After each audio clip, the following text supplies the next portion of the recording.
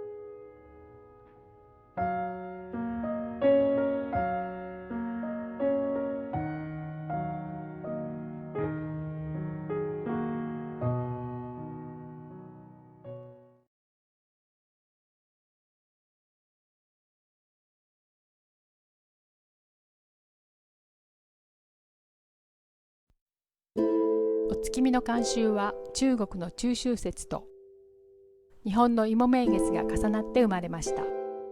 団子とともにすすき、萩、里芋、枝豆などをお供えするのは農耕行事の名残とされています。ぜひ今年の名月には小芋を作ってお供えしてくださいね。ためになったら団子マークを押してチャンネル登録をお願いします。それでは次回をお楽しみに。